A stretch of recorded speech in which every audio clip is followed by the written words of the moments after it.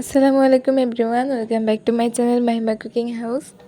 আজকে আবারও একটি রেসিপি নিয়ে আপনাদের সামনে হাজির হয়েছি। আজকে আমি তৈরি করে দেখাবো বরবটি দিয়ে রুই মাছের ঝোল। সো চলুন এত দেরি না করে আমরা আমাদের মূল রেসিপিতে চলে যাই। কিন্তু তার আগে আপনারা যারা আমার চ্যানেলে নতুন এসেছেন আজকে, তারা অবশ্যই চ্যানেলটি সাবস্ক্রাইব করে দিবেন এবং পাশে থাকা বেল আইকনটি বাজিয়ে দিবেন, সাথে একটা লাইক দিয়ে পুরো ভিডিও দেখার জন্য অনুরোধ রইল। সো চলুন এখন আমরা আমাদের মূল রেসিপিতে চলে যাই। ফার্স্টে আমি এখানে রুই মাছ মিডিয়ামভাবে কেটে নিয়েছি এবং ভালোভাবে ধুয়ে নিয়েছি। তারপরে আমি এর ভেতরে হলুদের গুঁড়ো, মরিচের গুঁড়ো এবং লবণ দিয়ে দিচ্ছি স্বাদ মতো। তারপরে ভালোভাবে মাছের সঙ্গে এই মশলাটা মিশিয়ে ফ্রাই প্যানে তেল গরম করে এর ভেতরে ভেজে নিব। মাছটা ভালোভাবে ভেজে নেওয়া হয়ে গেছে। এখন আমি অন্য একটা কড়াইতে তেল গরম করতে দিয়েছি। এর ভেতরে আমি পেঁয়াজ কুচি এবং কাঁচামরিচ ফালি দিয়ে দিলাম। এবার ভালোভাবে একটু ভেজে নিতে হবে। এখন আমি এখানে 1 চামচ পরিমাণ রসুন বাটা, স্বাদ মতো লবণ, হলুদের গুঁড়ো 1 চামচ পরিমাণ এবং মরিচের গুঁড়ো দিয়ে দিচ্ছি স্বাদ মতো। তারপরে সামান্য একটু পানি দিয়ে মশলাটাকে ভালোভাবে কষিয়ে নিচ্ছি। কষিয়ে নেওয়ার এই পর্যায়ে আমি এখানে ফ্রিজ আপ করা টমেটো কিউব করে কেটে দিয়ে দিয়েছি 2টো।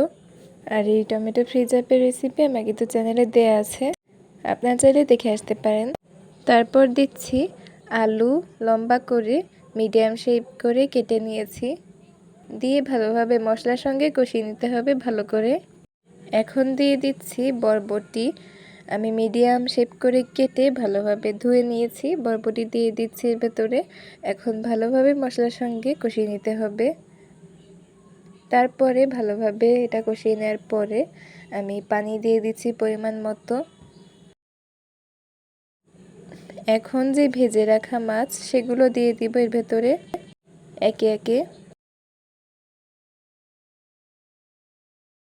তারপরে ঢাকনা দিয়ে ঢেকে এটা রান্না হতে দিব। তারপরে কিছুক্ষণ পর পর আমি ঢাকনা উঠিয়ে একটু নেড়েচেড়ে দিয়েছি এবং একবার মাছগুলো আরেকদিকে উল্টে দিয়েছি। তারপরে যখন এটা হয়ে আসবে তার কিছুটা আগ মুহূর্তে আমি এখানে ধনেপাতা কুচি দিয়েছি, জাস্ট এটা সুন্দর স্মেলের জন্য। আর মাছটা ভালোভাবে রান্না করা হয়ে যাওয়ার পরে আমি এটা পরিবেশন করে নিব। সো দেখতেই পেলেন কত সুন্দরভাবে আমি তৈরি করলাম বরবটি দিয়ে রুই মাছের ঝোল।